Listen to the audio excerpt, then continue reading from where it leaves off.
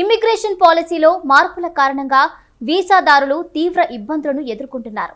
ఇక టెక్ కంపెనీలో విదేశీ నిపుణుల నియామకాలకు ఇది అడ్డంకిగా మారింది. గతేడాది H1 వీసా ఫీజును ఏకంగా $1,00,000 పెంచారు.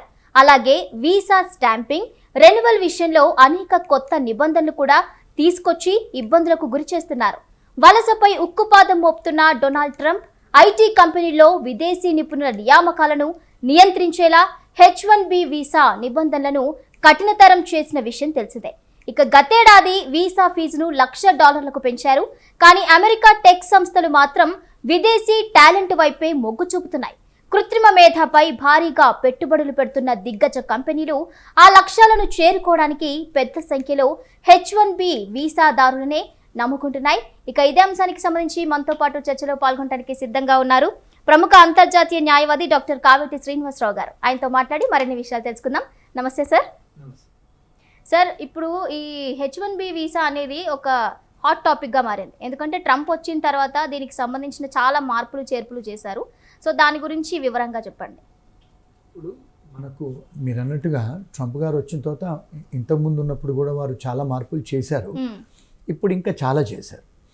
ఏంటంటే ఫస్ట్ ఆఫ్ ఆల్ అంటే మనందరికీ భయం పుట్టించేది ఏంటంటే ఎవరైనా ఇప్పుడు బయట దేశాల నుంచి H1 చేసుకొని అమెరికా రావాలంటే $1,00,000 ఎంప్లాయర్ కట్టాలంట ఇమిగ్రేషన్కి.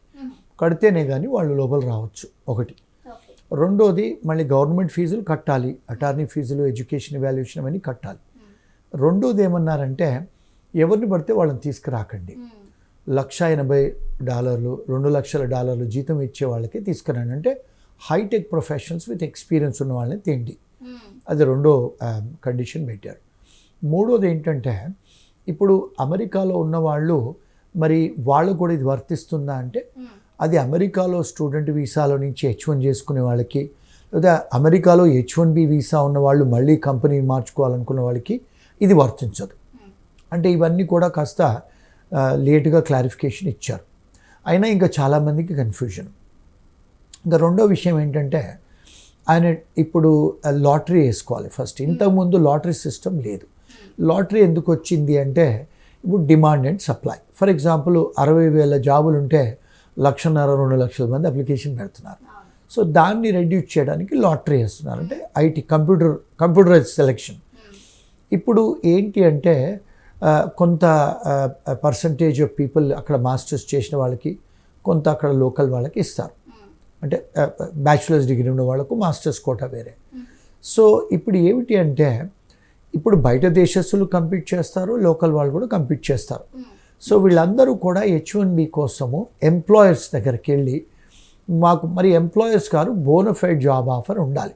అంటే ఉద్యోగం లేకుండా, జాబ్ ఆఫర్ లెటర్ లేకుండా, మీకు ఉద్యోగం లేకుండా, మీ కంపెనీలో ఫైనాన్షియల్స్ లేకుండా, మీకు ఏ ప్రాజెక్ట్స్ లేకుండా ఇవ్వటానికి లేదు. అంటే అది కొంచెం టైట్ చేశాడు. ఇంతకుముందు ఏమిటి అంటే ఫ్యూచర్ ఎంప్లాయ్మెంట్ కింద కూడా స్పాన్సర్ చేసేవాళ్ళు. అంటే మాకు జాబులు ఉంటాయి, మేము వీళ్ళని తీసుకొని వస్తే మాకు కాంట్రాక్ట్స్ ఉన్నాయి, వాళ్ళు వచ్చిన తర్వాత మేము ఎంప్లాయ్మెంట్ ఇస్తామని, అది ఫ్యూచర్ ఎంప్లాయ్మెంట్ కింద కూడా తీసుకున్నారు చాలా కంపెనీస్. కానీ ఇప్పుడేమంటున్నారంటే shows you have a job, అంటే ఎంప్లాయ్మెంట్ ఉండాలి, అంటే డిమాండ్ ఉండాలి, నీడ్ ఉండాలి ఒకటి. రెండోది ఏంటంటే కంప్లైన్స్ చేస్తా అంటున్నాడు. అంటే ఏమిటి, ఇప్పుడు ఎవరైనా ఫైల్ చేశారనుకోండి, ఇప్పుడు మన దగ్గర చూసుకుంటే యుఎస్లో 85% ఎంప్లాయర్స్ అంతా మన దేశీ వాళ్ళే. దేశీ అంటే ఇండియన్ ఓనర్స్, సౌత్ ఇండియన్స్ అనుకోండి, నార్త్ ఇండియన్స్ అనుకోండి, వీళ్ళందరూ కూడా మన వాళ్ళే. ఎంప్లాయీస్ కూడా మన వాళ్ళే. ఎందుకు మన వాళ్ళే ఉన్నారని పెద్ద క్వశ్చన్. అంటే వాళ్ళకి అమెరికన్స్ లేరా, అమెరికన్ కంపెనీస్ లేవా? ఎందుకు అంటే మనం అర్థం చేసుకోవాల్సింది ఏంటంటే అమెరికాలో లెక్కలు రావు వాళ్ళకి, మనకు లెక్కలు వచ్చు, మ్యాథమెటిక్స్ టేబుల్స్ వచ్చు, మనకు అల్గారిథమ్స్, మనకు అల్జిబ్రా, లెక్కలలో మనకు ప్రావీణ్యత ఎక్కువ. వాళ్ళు ఏంటంటే చిన్నప్పటి నుంచి కూడా క్యాలిక్యులేటర్లు వాడతారు పిల్లలు అక్కడ వాళ్ళు. సో ఈ ప్రోగ్రామింగ్ లాంగ్వేజెస్ అన్నీ కూడా బైనరీ లాంగ్వేజ్లో ఉంటాయి, సి లాంగ్వేజ్. ఇవన్నీ మ్యాథమెటిక్స్ రావాలి మీకు. మంచి మ్యాథమెటిక్స్ ఉంటేనే మంచి ప్రోగ్రామర్ అవుతారు, లేదా అవరు. మరి మన వాళ్ళు చిన్నప్పుడే మనకు లెక్కలు ఎక్కాలు చెప్తారు, 2+2 4 అని నేర్చుకుంటాం మనం 10th దాకా చదువుకుంటాం మనకు అప్పుడు క్యాలిక్యులేటర్ లేవు. అందుకని మన వాళ్ళు మ్యాథమెటిక్స్లో షార్ప్. అవును. రెండోది ఏంటంటే వేరే కంట్రీస్ వాళ్ళు కూడా మ్యాథ్స్ వచ్చినా కూడా సెకండ్ లార్జెస్ట్ కంట్రీ ఎవరంటే పోలాండ్ వాళ్ళు, ఫిలిప్పీన్స్ వాళ్ళు, కొంత చైనీస్ వాళ్ళు కూడా ఉన్నారు. కానీ వీళ్ళకు భాష ప్రాబ్లం. ఇప్పుడు చైనీస్ వాళ్ళు కూడా ఎక్సలెంట్ ఇన్ మ్యాథమెటిక్స్, వాళ్ళు కూడా మంచి ప్రోగ్రామింగ్ చేస్తారు. ఇప్పుడు ఆర్టిఫిషియల్ ఇంటెలిజెన్స్లో చూసుకుంటే వాళ్ళే ఇప్పుడు అమెరికా కంటే గొప్ప, అంత బిలియన్స్ ఆఫ్ డాలర్స్ పెట్టి చేస్తున్నారు. అక్కడున్న టెక్నాలజీ ఈవెన్ అమెరికాలో కూడా లేదు. మరి ఎందుకు అంటే వాళ్ళకి భాష రాదు, ఇంగ్లీష్ రాదు. కానీ మన వాళ్ళకి అందరం ఇంగ్లీష్ మీడియంకి వెళ్తాం కనుక భాష మనకొచ్చు. అంటే తెలుగుతో పాటు హిందీతో పాటు ఇంగ్లీష్ కూడా మాట్లాడతాం. అందుకని మన వాళ్ళకి ఎంప్లాయబిలిటీ ఫ్యాక్టర్స్ ఎక్కువ. రెండోది మన వాళ్ళే మొదటి నుంచి 87-90% మన వాళ్ళే ఐటీ వాళ్ళు ఉన్నారు కనుక వాళ్ళ గ్రీన్ కార్డు వచ్చిన తర్వాత కంపెనీలు పెట్టుకుంటారు. ఇప్పుడు చూస్తే మీరు పెద్ద కంపెనీలు గూగుల్ మన వాడే, అంత మన కంపెనీసే కదా. ఇప్పుడు అన్ని కంపెనీస్ మన వాళ్ళే సీఈఓలు కదా. ఇప్పుడు మైక్రోసాఫ్టే కానీ అన్ని కంపెనీస్, పెద్ద పెద్ద కంపెనీస్, ఇంతకుముందు యాహూ కంపెనీ కూడా మన వాళ్ళే ఉండేది. మన కంపెనీ వాళ్ళే మన సీఈఓలు అవుతారు, మన తెలుగు వాళ్ళే మళ్ళీ, అంటే బీటెక్లు ఎంటెక్లు చేసి. సో మన వాళ్ళు అంటే దే ఆర్ కాంపిటెంట్ కనుక, ఎంప్లాయర్స్ కూడా మన వాళ్ళే కనుక మెజారిటీ ఆఫ్ ఎంప్లాయీస్ కూడా మన వాళ్ళే. అంటే హైరింగ్ మేనేజర్స్ మన వాళ్ళే, పనిచేసే వాళ్ళు మన వాళ్ళు. ఇది ఒక ఫ్యాక్టర్. రెండోది ఏంటంటే మన వాళ్ళు 8 గంటలు కాదు 12 గంటలు పనిచేస్తారు. వాళ్ళు ఎక్స్ట్రా ఓవర్ టైం అడగరు మన వాళ్ళు. కానీ అక్కడ లోకల్ పీపుల్ చేయరు వాళ్ళు. అందుకనే మన వాళ్ళు అక్కడ ఎక్కువ ఉన్నారు. ఏదన్నా రూల్ చేసి తీసుకొస్తే మన వాళ్ళకి ఎఫెక్ట్ అవుతుంది. ఎందుకంటే 80-85% మన వాళ్ళు. ఇది మన వాళ్ళకి చాలా మందికి అర్థం కాదు. మనను టార్గెట్ చేసి చేయట్లేదు అంటే మన వాళ్ళు కంట్రోల్ చేస్తున్నారు కనుక ఐటీ ఇండస్ట్రీ ఎఫెక్ట్ మనకు ఎక్కువ అవుతుంది. ఇప్పుడు ఇంకొక విషయం ఇక్కడ తెలుసుకోవాల్సింది ఏంటంటే, ఇప్పుడు H1B మళ్ళీ ఫస్ట్ నుంచి స్టార్ట్ అవుతుంది లాటరీ. అంటే ఎవరైతే వేసుకోవాలనుకుంటారో వేసుకుంటారు. అందరికి ఇప్పుడు ఒక మిస్నామర్ ఏంటి అంటే, $1,80,000 $2 లక్షల ఇచ్చేవాడికే H1 వస్తుందా? అది అలాంటిది ఏం లేదమ్మా. అదొక డౌట్. అదేంటిది ఏం లేదు. ఇప్పుడు గ్రాడ్యుయేట్ అయిన వాళ్ళు $80,000 $100,000 శాలరీ ఆఫర్ చేసే వాళ్ళు కూడా H1 చేసుకోవచ్చు. అంటే పెద్ద సిటీస్లో మీకు జాబ్లో SOC కోడ్ అనేది ఉంటుంది. ఏ కోడ్ పెట్టాలి, ఏ సిటీలో ఏ కౌంటీలో మీ కంపెనీ ఉంది, మీ ఉద్యోగం ఎక్కడ, దాని మీద మేము రీసెర్చ్ చేసి పెడతారు. అంటే ప్రివేలింగ్ వేజ్ అంటారు. అది చూసుకొని వేసుకోవచ్చు అప్లికేషన్, ఇబ్బంది లేదు. కానీ ఇక్కడ కొత్తగా చేంజెస్ ఏం చేశారంటే మా అధ్యక్షుల వారు, ఎవరైతే ఎక్కువ హై శాలరీ ఆఫర్ చేస్తారో కంపెనీస్కి వాళ్ళకే ముందు లాటరీ తీయమన్నారు. అంటే ఫస్ట్ లాటరీ వచ్చేది $1,80,000 $2 లక్షల జీతం ఇచ్చే వాళ్ళకే అది ఫస్ట్ లాటరీ. సెకండ్ వచ్చి లెవెల్ 2, లెవెల్ 3, లెవెల్ 1 అట్లా మార్చుకుంటూ వచ్చారు. అంటే లోయెస్ట్ శాలరీ వచ్చేవాడికి థర్డ్ ఫోర్త్ లాటరీలో వస్తుంది. అదొక ఆస్పెక్ట్. ఇప్పుడు ఈ ప్రస్తుత ఈ H1B కోటా టైంలో March 1 నుంచి 18th వరకు తీస్తారు. దాని తర్వాత ఎవరైతే పికప్ అవుతుందో అప్పుడు వాళ్ళు ఫైల్ చేసుకోవచ్చు. అంటే ఎవరు ఎంప్లాయర్స్ ఫైల్ చేయాలి, ఎంప్లాయీస్ కాదు. ఇప్పుడు అక్కడ అమెరికాలో ఉన్న వాళ్ళకు మరి ఈ 100,000 వర్తిస్తుందా అంటే వర్తించదు. అక్కడ వాళ్ళు రెగ్యులర్గా చేసుకోవచ్చు. ఇది మనం మైండ్లో పెట్టుకొని చేసుకోవాలి. ఓకే సార్, మరిన్ని విషయాలు చర్చించే ముందు ఇప్పుడు ఒక షార్ట్ బ్రేక్ తీసుకుందాం. విదేశాలకు వెళ్ళి జాబ్ చేయాలి అని చెప్పి యువత యొక్క ప్రతి ఒక్క అందరికీ కల, అదేవిధంగా తల్లిదండ్రుల ఆశ కూడా. అయితే ఇప్పుడు విదేశాలకు వెళ్ళాలి అన్నా, ఇప్పుడు అమెరికాకి వెళ్ళి జాబ్ చేయాలి అన్నా కూడా యువత సంఖ్య తగ్గిపోతుంది ఈ మధ్యకాలంలో. సో అదేవిధంగా ఇప్పుడు దీనికి సంబంధించి చూస్తే కుటుంబాలు చాలా కష్టపడి బ్యాంకులలో రుణాలు తీసుకొని, లోన్స్ అవి ఇవి తీసుకొని కూడా పిల్లల్ని విదేశాలకి పంపించాలి, వాళ్ళ భవిష్యత్తు బాగుండాలి అన్న ఒక తపనతో వాళ్ళు ఉన్నారు. సో అయితే మరి ఇప్పుడు వాళ్ళకి వెసులుబాటు ఏ విధంగా ఉంటుంది అనుకోవచ్చు దీని ద్వారా? ఇప్పుడు ఫస్ట్ మీరు ఇండియాలో మీరు ఒక అగ్రిమెంట్ రాసుకుంటారు ఏదో బ్యాంక్తోని. అంటే మీరు బారోవర్స్ అంటారు, వాళ్ళు లెండర్స్ అంటారు. మరి మీరు అగ్రిమెంట్ రాసుకొని మీరు లోన్ తీసుకున్న తర్వాత ప్రిన్సిపల్ను ఇంట్రెస్ట్ కట్టాలి. మరి ఈ డబ్బు తీసుకొని మీరు అమెరికాకు వస్తారు, అక్కడ చదువుకోవడానికి, ఉద్యోగాలకు వస్తారు. చాలామందికి తెలియంది ఏంటంటే, ఇప్పుడు ఒకవేళ ఇక్కడ లోన్ తీసుకుంటే అమెరికాలో మీకు క్రెడిట్ హిస్టరీ ఉండి మీరు క్రెడిట్ కార్డు తీసుకుంటే అక్కడ కూడా లోన్ తీసుకోవచ్చు. కానీ ఇక్కడ ఎక్కువ పర్సంటేజ్, మీ లోన్ పర్సంటేజ్ ఇంట్రెస్ట్ రేట్ అక్కడ తక్కువ. అది చాలామంది స్టూడెంట్స్కి తెలియదు. నేను ఈ ప్లాట్ఫామ్ మీద వాళ్ళకి చెప్పేది ఏంటంటే, they should approach some financial institutions in America or even in England or other countries. అక్కడ లోన్ తీసుకొని ఇక్కడ ఇండియాలో కట్టింది బెటర్ ఒకటి. ఎందుకంటే అక్కడ ఇంత స్ట్రిక్ట్గా ఉండదు. ఇప్పుడు ఇక్కడ ఏంటంటే, నిన్న ఒక క్లయింట్ నాకు ఈమెయిల్ చేశాడు, డబ్బులు కట్టలేకపోతే ఇంటికి గుండాలు వస్తున్నారంట డబ్బులు వసూలు చేయడానికి. వాళ్ళ అమ్మ నాయన ఇబ్బంది పెడుతున్నారట. అలాంటి లా అంటే అట్లా అవుట్ ఆఫ్ ద లా చేయడానికి లేదు అమెరికాలో. నోటీసులు పంపిస్తారు, కోర్టుకు వెళ్ళొచ్చు, సెటిల్మెంట్ చేసుకోవచ్చు, మీరు అడగొచ్చు, పేమెంట్ ప్లాన్ అడగొచ్చు, కొంత విసులుబాటు ఉంది అక్కడ. ఇక్కడ లేదు. సో మీ పేరెంట్స్కు స్టూడెంట్స్ చెప్పేది ఏంటంటే మీ వ్యూవర్స్కి they should take some loans in America, తీసుకొని ఇక్కడ కట్టేస్తే సరిపోద్ది. అదొకటి. రెండోది ఏంటంటే బికాజ్ మీకు అక్కడ ఉద్యోగం లేదు, చదువు కాలేదు, చదువు అయిపోలేదు, చదువు అయిపోయిందో, ఉద్యోగం లేదంటే ఇక్కడ బ్యాంక్ వాళ్ళు ఆగరు. సో ఇక్కడ బ్యాంక్ వాళ్ళతో మనం ఏం చేయలేం, because it's a contract, it's an agreement. ఇక్కడ ఏం చేయాలి, అక్కడి నుంచి తీసుకొని అక్కడ క్రెడిట్ కార్డ్స్ కూడా ఇస్తారు స్టూడెంట్స్, అవి తీసుకొని ఇక్కడ కట్టింది better. That is the only remedy they have. ఇప్పుడు ఫైనాన్షియల్గా నాకు అంటే ఇంజురీ ఉంది, ఫైనాన్షియల్ బర్డన్ ఉంది నాకంటే అక్కడ ఉద్యోగాలు రావు, లేకపోతే మీకు వీసాలు కూడా రావు, అలాంటి ప్రొవిజన్ ఏం లేదు అక్కడ. So that's only remedy. అయితే సార్ ఇప్పుడు విదేశాలకు వెళ్ళాలనుకున్న వారు ముఖ్యంగా ఏజెంట్లను నమ్ముకుంటున్నారు. వాళ్ళు ఇంత కట్టాలి అని చెప్పి ఒక డిమాండ్ అనమాట, ఇంత కడితేనే ఇవి అన్ని ఫెసిలిటీస్ కానీ ఏదైనా కూడా మీకు కరెక్ట్గా ఉంటుంది అని ఒక డిమాండ్తో ఉన్నారు. అది ఎంతవరకు కరెక్ట్ అంటారు అసలు? ఇప్పుడు మన దగ్గరే ప్రాబ్లం అమ్మ. ఎందుకంటే ఇప్పుడు ఇంతకుముందు తెలీదు, మనందరి దగ్గర ఇప్పుడు స్మార్ట్ ఫోన్ ఉంది.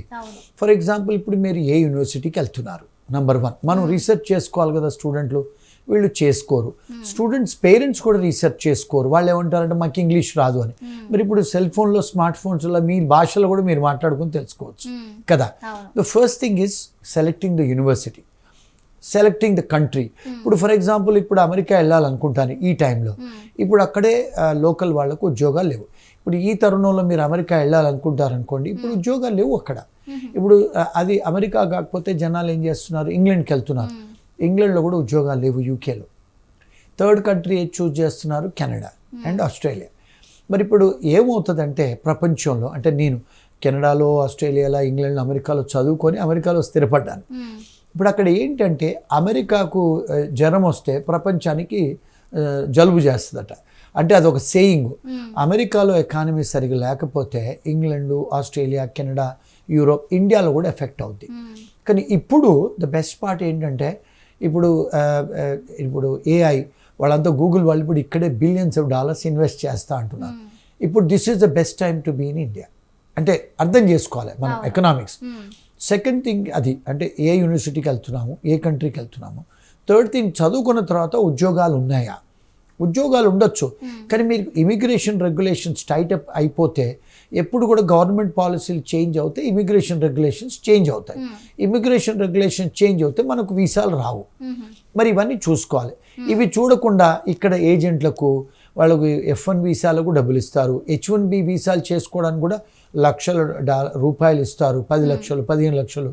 అది చూసుకోరు. ఈ ఎంప్లాయర్ ఎవరు, ఈ ఎంప్లాయర్ ఇంతకుముందు చేశాడా, ఆ ఎంప్లాయర్ అమెరికాలో ఉన్నాడా, ఇండియాలో ఉన్నారా. Most of the times number మీరు అక్కడ చాలామంది ఆఫీస్ కూడా వెళ్ళరు, ఫోన్లలో తెలుసుకుంటారు. ఆ ఎంప్లాయర్ H1 ఇస్తున్నాడంటే వాళ్ళు డబ్బులు కట్టేస్తారు. చాలాసార్లు మా దగ్గరకు వస్తారు, వాళ్ళ డబ్బులు తీసుకున్న తర్వాత వాళ్ళు రెస్పాన్స్ చేయరు. నేను పదే అడుగుతాను వాళ్ళని, మీరు ఆఫీస్కి వెళ్ళారా, చూసారా, అసలు ఎవరు దీనికి ఓనరు, అంటే అందులో రిజిస్టర్ ఆఫ్ కంపెనీస్లో రీసెర్చ్ చేశారా, ఈ కంపెనీ క్రెడిబిలిటీ ఉందా, ఏది కూడా చూరమ్మా, డబ్బులు ఇచ్చేస్తారు. మరి మన మీద కూడా ఉంది కదా, we have to do our research. ఇది సబబు కాదు వీళ్ళు ఏజెంట్లు తీసుకోవడం, మన మీద కూడా బాధ్యత ఉంది. ఓకే సార్, కాలర్ రెడీగా ఉన్నారు, మాట్లాడదాం. హలో నమస్తే అండి, మీ పేరు? సతీష్ అండి. సతీష్ గారు, శ్రీనివాసరావు గారు ఉన్నారు, మాట్లాడండి. మీ సందేహాలు ఏంటో సార్తో చెప్పండి. హలో, నమస్తే అండి. నమస్కారం అండి. ఇప్పుడు H1 వీసాలు ఇప్పుడు స్టార్ట్ అవుతాయా, అది ఎలా ఉంటుంది, ప్రాసెస్ ఎలా ఉంటుంది? ఇప్పుడు ఫస్ట్ నుంచి ఓపెన్ చేస్తున్నారండి. 1st to 18th window open అవుతుంది. ఎవరైనా చేయించుకోవాలంటే ఎంప్లాయర్లే కానీ ఎంప్లాయీసే కానీ కాంపిటెంట్ ఇమిగ్రేషన్ లాయర్ని కాంటాక్ట్ చేసి వాళ్ళు రిజిస్ట్రేషన్ చేసుకోవాలి. అంటే కంపెనీ వాళ్ళు డిపార్ట్మెంట్ ఆఫ్ లేబర్తోని రిజిస్ట్రేషన్ చేసుకోవాలి. ఆ రిజిస్ట్రేషన్ చేసుకుంటేనే వాళ్ళకు అర్హత, స్పాన్సర్ చేసేది. అవన్నీ ఇప్పుడే చేయించుకోవాలండి. మళ్ళీ ఫస్ట్ నుంచి చేయించుకుంటే అవ్వదు. ఎందుకంటే వాళ్ళు డిపార్ట్మెంట్ ఆఫ్ లేబర్ వాళ్ళు 1 week to 10 days వెరిఫికేషన్ పంపిస్తారు. అంటే ఇమిగ్రేషన్ వెరిఫికేషన్ పంపిస్తారు, మళ్ళీ డిపార్ట్మెంట్ ఆఫ్ ట్యాక్సేషన్ పంపిస్తారు, డిఫరెంట్ డిపార్ట్మెంట్స్ పంపిస్తారు. కనుక వాళ్ళు ఇప్పుడే చేయించుకోవాలి ఆ ఎంప్లాయర్స్. అంటే they have to act now. Okay అండి సతీష్ గారు, విన్నారు కదా, సార్ చెప్పినట్టు పాటించండి. సార్ అదేవిధంగా చూస్తే ఇప్పుడు ఐటీ చదువుకున్న వారికి H1B వీసా ఒక్కటే వర్తిస్తుందా? అండ్ అదేవిధంగా ఈ మధ్యకాలంలో J1 వీసా గురించి కూడా విన్నాము. సో దాని గురించి చెప్పండి. ఇప్పుడు చాలా మంది ఏంటంటే అందరూ కూడా మనకు తెలిసింది మన దేశంలో H1 చేసుకొని వెళ్ళాలి. అంటే ఐటీ ప్రొఫెషనల్స్కే కానీ, డాక్టర్స్కు, అకౌంటెంట్స్కి, వేరే వాళ్ళకి, ఇంజనీర్స్కే కానీ. H1 కాకుండా J1 అనే వీసా కూడా ఉంది. అది ట్రైనీ వీసా అంటారు. అక్కడున్న ఎంప్లాయర్స్ కొంతమంది క్వాలిఫై అవుతారు, వాళ్ళు కూడా స్పాన్సర్ చేయొచ్చు. అక్కడున్న వాళ్ళకి చేయొచ్చు, ఇక్కడున్న వాళ్ళకి చేయొచ్చు. మరి J1 చేసేది ఉంటే $1,00,000 కట్టే అవసరం లేదు. సో ఇదొక వెసులుబాటు ఉంది, చాలామందికి తెలీదు. సో అది కూడా 2 to 3 years ఇస్తారు. అందులో ఒకటి ఏంటి కండిషన్ అంటే, ఒక్కొక్కసారి వాళ్ళు J1 ఇచ్చేటప్పుడు మీరు జాబ్ చేసిన తర్వాత ఇండియాకు వెళ్ళి రావాలి అని ఒక కండిషన్ పెట్టవచ్చు అప్పుడప్పుడు. ఆ ఒక్క కండిషన్తోనే చాలామంది చేయించుకోరు J1. కానీ కొన్నిసార్లు ఆ కండిషన్ ఉన్నా కూడా వేవర్ ఆఫ్ కండిషన్స్ అప్లై చేయొచ్చు. ఇప్పుడు చాలామంది డాక్టర్లు ఇండియా నుంచి వస్తారండి, అక్కడ యూనివర్సిటీ వాళ్ళు స్పాన్సర్ చేస్తారు. ఏది మన క్యాన్సర్ రీసెర్చ్, మెడికల్ రీసెర్చ్లో వస్తారు, మన దగ్గర నుంచి వస్తారు. డాక్టరేట్లు, PhDలు చేసిన వాళ్ళు, పోస్ట్ డాక్టరేట్స్ అక్కడికి J1 వీసాలో వస్తారు. వచ్చిన తర్వాత 2-3 ఏళ్ళ తర్వాత వాళ్ళకు ఉద్యోగాలు దొరుకుతాయి. ఎక్కడ యూనివర్సిటీస్లలో, రీసెర్చ్ ఆర్గనైజేషన్స్ దొరుకుతాయి. వాళ్ళు కండిషన్ ఏం పెడతారు, 2-3 సంవత్సరాలు చేసిన తర్వాత మళ్ళీ మీ దేశానికి మీరు వెళ్ళిపోవాలని కండిషన్ పెడతారు. ఆ కండిషన్ కూడా వేవర్ అప్లికేషన్ పెట్టుకోవచ్చు. మేము చాలామందికి మా ఫర్మ్ నుంచి చాలామంది డాక్టర్స్కు చేసాం. వేవర్ ఆఫ్ కండిషన్స్ అనేది ఉంటుంది. It's a lengthy process, but it is doable. అంటే ఒక H1 మార్గమే కాదు, మనకు ఆ J1 మాదిరి కూడా చేసుకోవచ్చు. ఇది చాలామందికి తెలియదండి. సో దట్ ఈస్ అనదర్ రౌట్. రెండోది ఏంటంటే, H1లో వస్తే $80,000, $1,00,000, $2,00,000 జీతం ఇవ్వాలి. J1కు ఆ రిక్వైర్మెంట్ లేదు. 40 to 50, 60,000 ఇచ్చినా కూడా J1 తీసుకొని రావచ్చు. అదొక రౌట్. J1 నుంచి చాలామంది నన్ను ఏం క్వశ్చన్ అడుగుతారంటే, ఎందుకు వెళ్ళిపోవాలా? లేదు, H1 కూడా చేసుకోవచ్చు. మళ్ళీ J1 నుంచి మళ్ళీ H1 చేసుకోవచ్చు. కొంతమంది J1లో ట్రైనింగ్ అయిన తర్వాత they want to get educated, masters చేయాలనుకుంటారు, PhD చేయాలనుకుంటారు, వేరే ప్రొఫెషన్లో కూడా డైవర్సిఫై చేసుకోవాలనుకుంటారు, అప్పుడు కూడా చేసుకోవచ్చు. సో ఆ వెసులుబాటు ఉంది J1కి.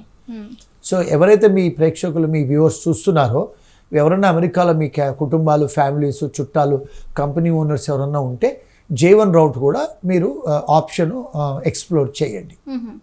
సార్ అదేవిధంగా చూస్తే ఇప్పుడు ఆర్టిఫిషియల్ ఇంటెలిజెన్స్ వచ్చిన తర్వాత చాలా రంగాలపై ప్రభావం మనం చూస్తున్నాం. ముఖ్యంగా మరి ఐటీ ఫీల్డ్లో దీని యొక్క ప్రభావం ఏ విధంగా ఉంటుంది అనుకోవాలి? చాలా ఉందండి. కానీ ఇప్పుడు చాలా యూనివర్సిటీస్ ఇక్కడ అక్కడ ఎక్కడైనా కూడా ఆర్టిఫిషియల్ ఇంటెలిజెన్స్ మీద కోర్సులు ఇస్తున్నారు. అది ఇప్పుడు మనకు గతంలో కూడా మనం చూస్తే Y2K వచ్చింది, మన ఇండియా నుంచే 1000 మంది వెళ్ళారు, అందరూ అమీర్పేటలో కోర్సులు చేసి వెళ్ళారు. మరి అలాగా ఇక్కడ మళ్ళీ కోర్సెస్ ఉన్నాయి ఆర్టిఫిషియల్ ఇంటెలిజెన్స్ మీద, కొన్ని కోర్సులు చేసి వస్తే ఉద్యోగాలు ఉన్నాయి. కానీ ప్రాబ్లం ఏంటంటే ఇక్కడండి, మన స్టూడెంట్స్ ఏంటంటే చాలా సీరియస్గా తీసుకోరు.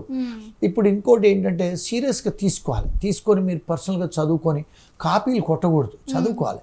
మన దగ్గర పెద్ద ప్రాబ్లం ఏంటంటే, మన స్టూడెంట్స్ వస్తారు, ఇక్కడైనా అక్కడైనా కలిసి అసైన్మెంట్లు చేస్తారు, కలిసి కాపీలు కొడతారు. చేయకండి అట్లా, చదువుకోండి, సీరియస్గా స్కిల్స్ తీసుకోండి. ఏఐలో చాలా జాబులు ప్రపంచవ్యాప్తంగా ఉన్నాయి. నాకెందుకు తెలుసు అంటే, నేను PhD చేశాను ఏఐలో. సో నాకు కొంత టెక్నాలజీ తెలుసు. ఏఐలో బోల్డెన్ జాబులు ఉన్నాయి, కానీ దాంతోపాటు చాలా జాబులు కూడా పోతున్నాయి. మరి దానికి సంబంధించిన కోర్సులు చేస్తే ఉద్యోగాలు ఉన్నాయి. అంటే ఎలాంటి కోర్సులు తీసుకుంటే బాగుంటుంది? ఏఐలో చాలా ఉన్నాయండి, అంటే నేను చెప్పలేను. టెక్నాలజీగా ఇఫ్ దే డూ రీసెర్చ్ చాలా కోర్సెస్ ఉన్నాయి. అంటే వాళ్ళకి ఏ ఇంట్రెస్ట్ ఉందో ఆ ఏరియాలో చేసుకోవాలి. చేసుకుంటే కూడా జాబులు ఉన్నాయి, లేవని కాదు. ఆల్ ఓవర్ ద వరల్డ్ ఉన్నాయి. ఈవెన్ యూరోప్లో కూడా జాబులు ఉన్నాయి, ఏఐ జాబులు.